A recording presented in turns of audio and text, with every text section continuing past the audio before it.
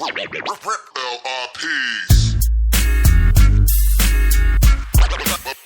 best yet. Some of the best yet. They bite like that, like that, like that. Big bass, double digits. Kick up the fire right on top.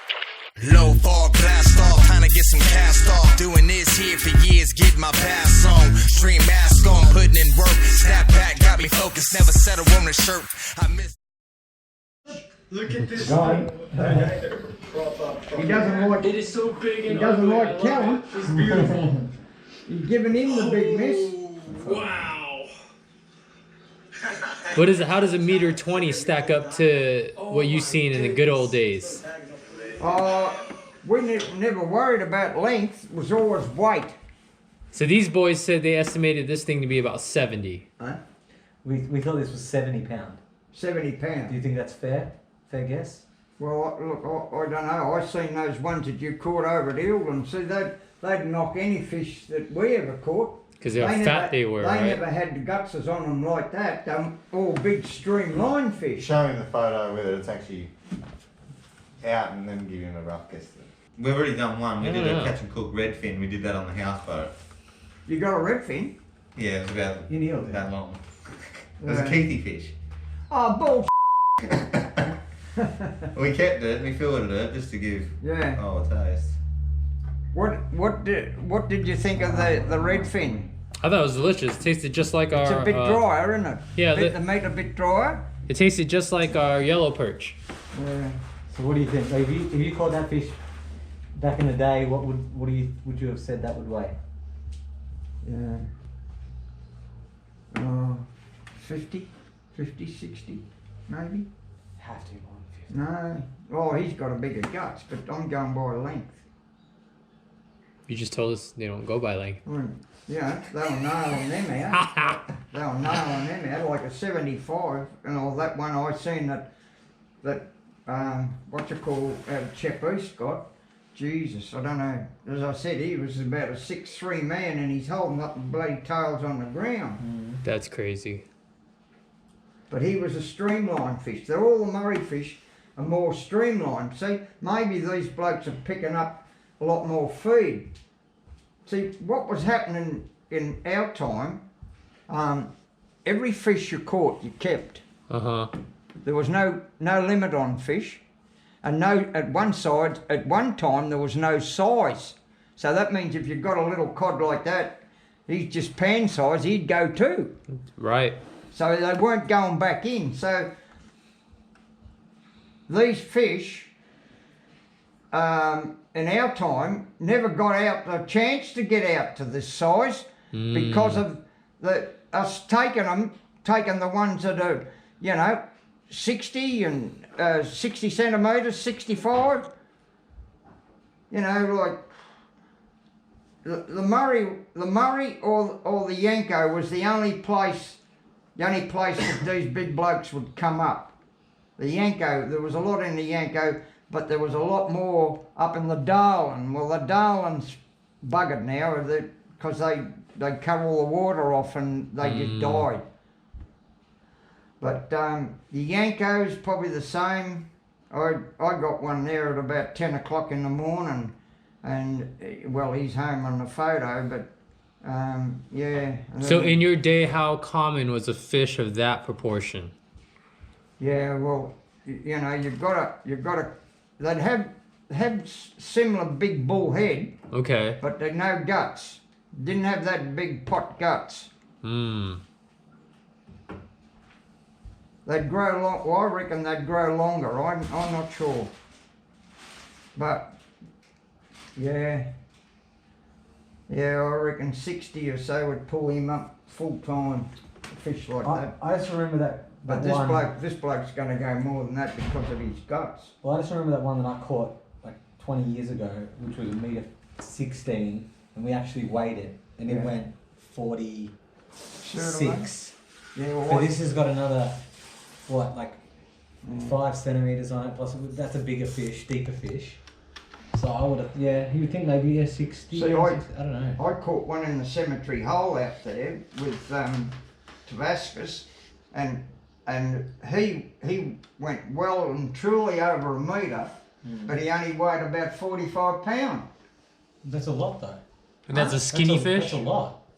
Well, that's the photo that's in on your mother's wall there. Yeah, but I'm saying that fish. Remember I was holding him there? Yeah, but that's actually a lot because that fish that I caught was 1.16 Yeah. and it was only 45. Yeah.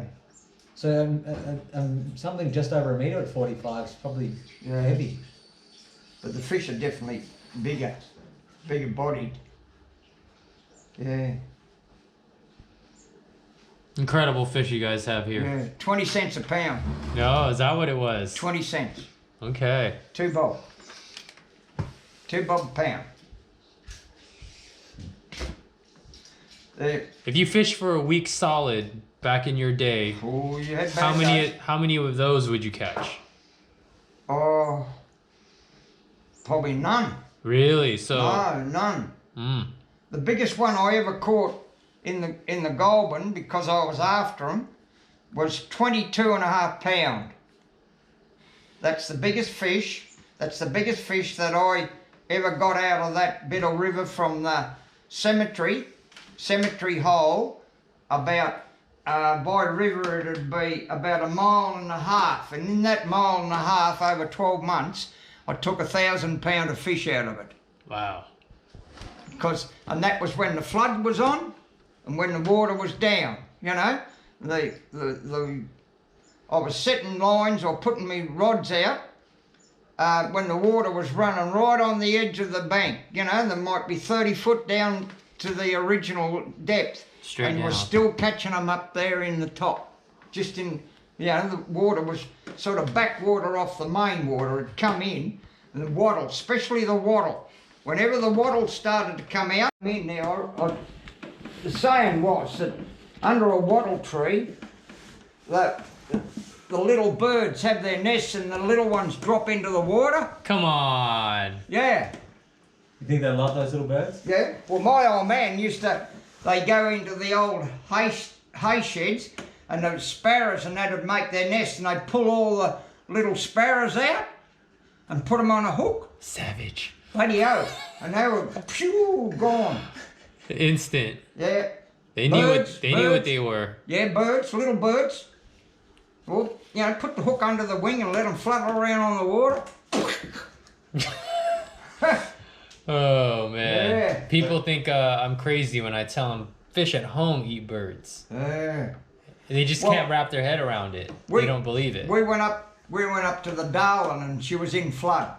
And I don't know, well, it was running, the Darwin was running like in a flood time, and it was really running fast. And we had our lines out, but because of you had to pick the backwater. If you put them in the main current, they'd wash them into the side, and they're no good. You had to pick the backwater. So you'd set your lines from here across the dead water. Where the river come around, she went like that. But this piece in here is dead. Yep. It's not, well, the fish would come in there and feed. Right on that edge. Well, that was the idea. Anyway, I don't know how it happened, but they realised that they could possibly, well, someone started it, to angle them. But we had no bait. So they started shooting these. You know, the pink, you might have seen them flying around in the trees? Well, we shoot them and cut the breast. Cut down the breast and take that meat out. Just the breast meat. And put that on the hook and throw it at them. She was gone too. Wow. So they are eating those cockatoos. Yeah. They'd eat anything. What about ducks? Yeah, well, So back in the day, obviously you guys were harvesting these fish and selling them for people to eat, right? So when you cut them open, what kind of birds would you find in them? oh, Jesus. Well, I don't know. It was more decomposed fish. Okay. See, what jumped all these blokes up was the European carp. When the European carp come in, see, we used to always use a live fish, which was an English Is it carp? Yeah, we call them carp. Yeah, English carp. It's an English carp. The European one is a different one again, right? And he'd grow. He some of them would grow that big. Right. Yeah, they're carp, but the golden carp, a lot of them were red, some were black with a red stripe on them, and all this. That's what they had. All different colours. Well, we used to get a drag net and drag all the dams, because that's where all those carp were. They're in the Cockies dams or somewhere, and we used to have a fish tank full of water, and we used to get them and put them in this fish tank and keep them and take a billy full of them out on a Saturday afternoon and go and put the sticks in. Okay. Yeah, and then go back Sunday morning. I remember the first time, I was only a little bloke, and I went with me dad, and we put, I think it was I think it might have been 12 sticks with 12 baits on it, and we went back the next morning, we got 7 fish out of the 12. Wow. Eh? Well, then we keep one and sell the rest. $2 a pound. Did you find the bigger the bait, the bigger the fish, even back then? Yeah. There was a chap in the town here. He had a cafe. Well, he'd buy the big fish. Okay. Yeah, he'd buy them. Yeah. What about though, like when you were using the live bait? If you use like a really big carp, would you catch bigger fish? Yeah, for sure. You'd put you didn't get carp very often that big. I feel like they get eaten. Well, no, they're in the dams, but they just, that was about as big as they'd ever grow. Okay. But mainly those fish that were like that were coloured. They were brilliant red, or they had a white, a black head, and then some of the body would be, sometimes they were red and white. Yeah, piebald, but so they were like koi carp. the idea was, if you ever had a big carp, he might be on that stick for 2 or 3 days, but when that stick went down, she was a big fish. Gotcha. So it's a very similar mindset. Yeah, because see they when you put the stick out, you like most of the green sticks were about that big, tapering off to about that at the end, right? And they'd be 6 foot. They'd be as much as you can get back into the bank, and then you'd have the short cord. You'd have a back-to-back hook. At least those hooks were about that big, coming up like that, and you put them with a noose, and they're back-to-back. They'd swing.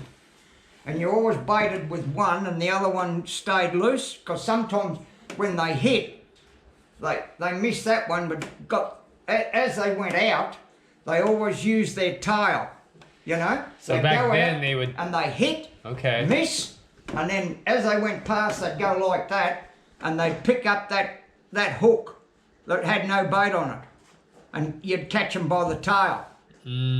So yeah, so we always used double hooks. But that big bloke I was telling you about, that was in about 5 or 6 foot of water, well, he was just a giant.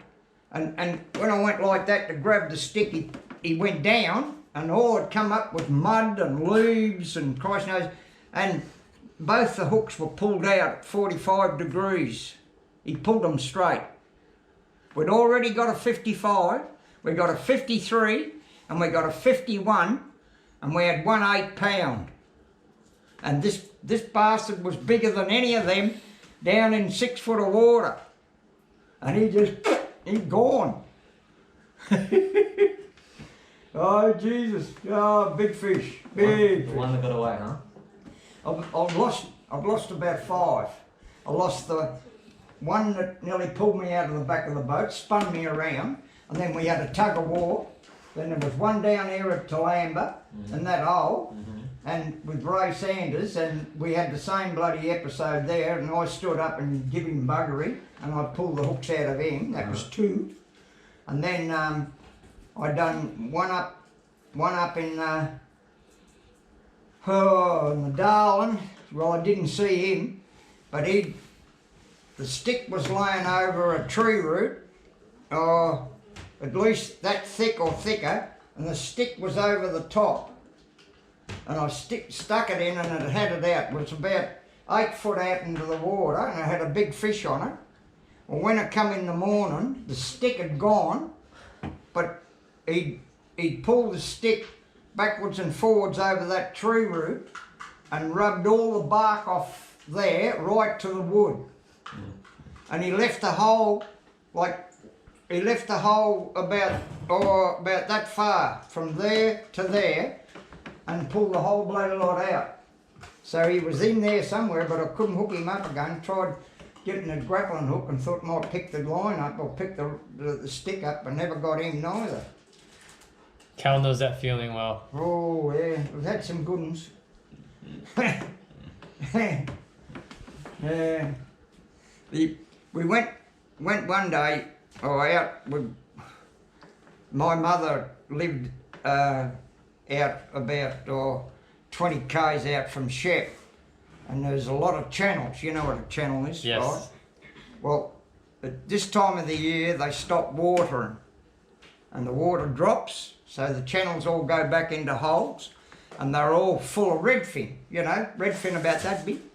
So Dad said, well, we'll go around and get Uncle Bertie's drag net, you know, the one that gets the bait. So we went out and we dragged this hole, and the bloody cord was going like this, and we pulled it in. We got some redfin, but it had bloody holes in the net. Had holes in it. Fish had gone straight through it. So we went back next week with a brand new net, and we got 5 all 20 to 30 pound. Wow. Out of that bloody channel. And now Joshua and them are catching them in the channel now. What, you cut its throat? Cut. Yeah. The stories, hey? Big stories. You want to see the net shot, or do you want to keep? Yeah, I've seen him. No, you want to see this one? That's LRPs.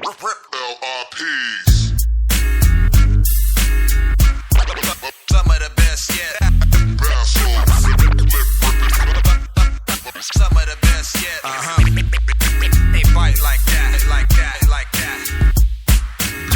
Big bass, double digits. Kick up the fire right on top. Low fog, blast off, trying to get some cast off. Doing this here for years, get my pass on. Stream mask on, putting in work. Snap back, got me focused, never settle on the shirt. I missed one and hit one, man, that's getting some. 2, 3, 4, 5 more, come on, that's ripping up. The way the basement's sticking, the way my fingers.